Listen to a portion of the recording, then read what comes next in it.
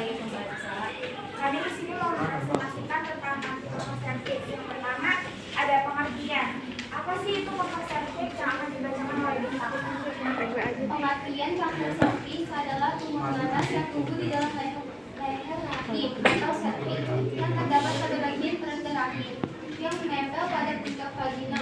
Kanker cervix ini terjadi paling sering di usia 30 tahun sampai 45 tahun, tapi dapat terjadi pada usia dini yaitu 18 tahun.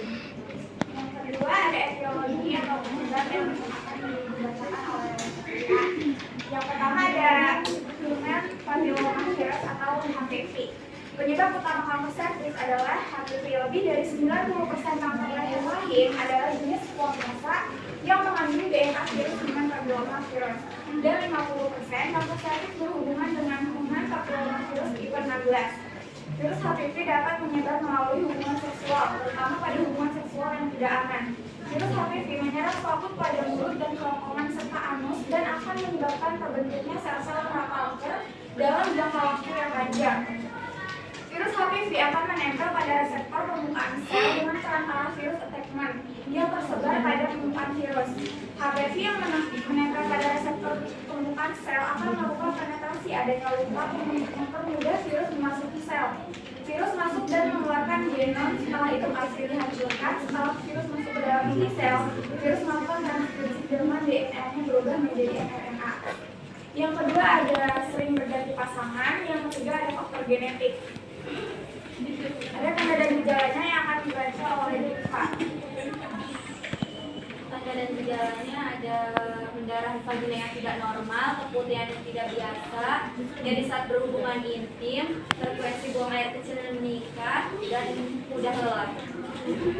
Terus ada pemeriksaan penunjangnya yang akan dibawakan oleh Dinta. Yang pertama ada IVE, inspeksi visual asam. Apa sih pemeriksaan inspeksi visual asam? Metode ini dilakukan dengan mengoleskan cervix atau leher rahim dengan asam asetat. Kemudian pada cervix dapat diamati apakah terdapat kelainan seperti area berwarna putih. Jika tidak ada perubahan warna, dapat dianggap tidak terdapat infeksi pada cervix. Yang kedua ada pap smear. Metode tes pap smear yang umum yaitu dokter menggunakan penulis atau sikap untuk mengambil sedikit sampel sel-sel cervix atau leher rahim.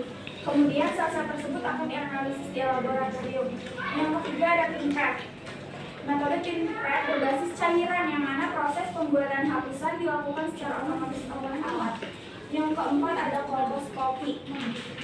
Prosedur kolposkopi akan dilakukan dengan menggunakan alat yang dilengkapi lensa pembesar untuk mengamati bagian yang terinfeksi. Jika ada yang tidak normal, biopsi dilakukan untuk mengetahui apakah kanker sudah menyebar. Terus ada komplikasi yang akan dibacakan oleh Dinta. Komplikasi 1. Mengalami menopause dini, 2. Rasa sakit akibat penyebaran kanker, 3. Pendarahan berlebih, 4. Gagal ginjal. Terus ada pencegahan yang akan dibacakan oleh Dinta.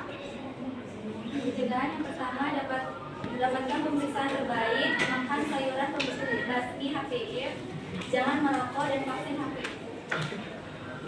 Terakhir ada pengobatan. Ada beberapa pengobatan cervix antara lain sebagai berikut. Yang pertama Cercoid cervix, kedua terapi antibiotik, ketiga metode krioterapi, yang keempat terapi penyinaran, 5 kemoterapi, 6 histerektomi total, 7 biopsi urin. Kesimpulannya,